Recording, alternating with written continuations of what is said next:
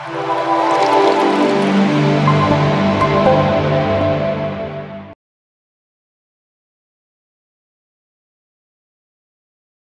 ఉగాది పండగ శ్రీ విశ్వావసునామ సంవత్సర పంచాంగ శ్రవణ మహోత్సవ కార్యక్రమంలో 5వ రాశి అయినటువంటి సింహరాశి వారికి ఆదాయ వ్యయాలు ఎలా ఉండబోతున్నాయో ఈ వీడియోలో సవివరంగా సంపూర్ణంగా తెలుసుకుందాం. సింహరాశిలో ఏ నక్షత్రాలు వస్తాయి అనగా మఖా నక్షత్రంలోని 4 పాదాలు, పుబ్బా నక్షత్రంలోని 4 పాదాలు, ఉత్తరా నక్షత్రంలో 1 పాదం కలిపితే సింహరాశి. చాలామందికి పుట్టినటువంటి కాల సమయంలో డేటా బర్త్లు లేనటువంటి వారికి పేరు యొక్క మొదటి అక్షరాన్ని అనుసరిస్తూ ఆ రాశిని తెలుసుకునే ప్రయత్నం చేద్దాం. మా, మీ, మూ, మే, మో, టా, టీ, టు, టే అక్షరాల వారందరూ సింహరాశి జాతకులే.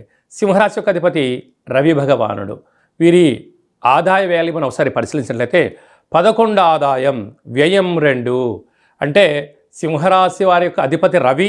ఆ రవి ఈ సంవత్సరం రాజు అవ్వడం వలన వీరి యొక్క ఆదాయ వ్యయాలు చాలా ఆదాయం గణనీయంగా పెరిగిపోయింది. 11 రూపాయలు సంపాదిస్తే కేవలం 2 రూపాయలే ఖర్చు అవుతున్నాయి అంటే 9 రూపాయలు మిగిలబోతున్నాయి. స్థిరాస్తులు, చరాస్తులు, షేర్లు, బంగ్లాలు అన్నింటా విజయం, ధనపరమైనటువంటి యోగం సింహరాశి వారి సొంతం కాబోతుంది.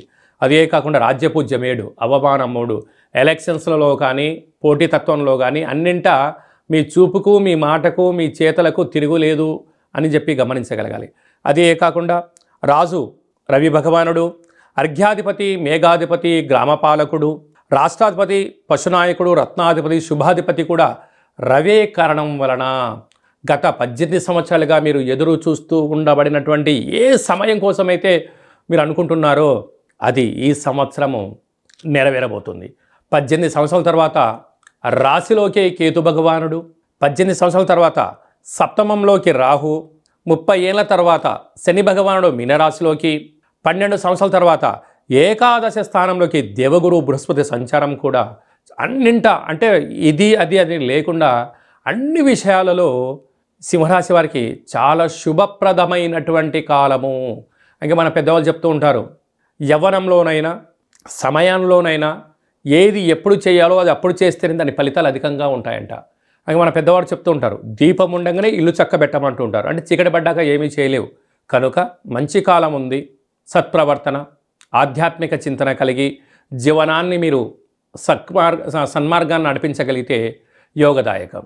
పైన ఈ సంవత్సరం రాజు అవ్వడం వలన ప్రతి ఆదివారం పూట వీలైతే రవిహోరలో అంటే ప్రతిరోజు రవిహోరలో మౌనంగా ఉండడం, ఓం హ్రాం హ్రీం హ్రౌం సహ రా సూర్యాయ నమః అనేటువంటి మంత్రాన్ని 27 సార్లు స్మరించడం, ధ్యానించడం, ప్రతిరోజు సూర్య నమస్కారం చేయడం, సూర్య ఆసనాలు వేయడం, సూర్య ముద్రలు వేయడం వలన అనంతమైనటువంటి సంపద, ఆరోగ్య సంపద, ఆనంద సంపద, కీర్తి ప్రతిష్టలు, యోగం సింహరాశి వారి సొంతమవుతూ ఉంటాయి.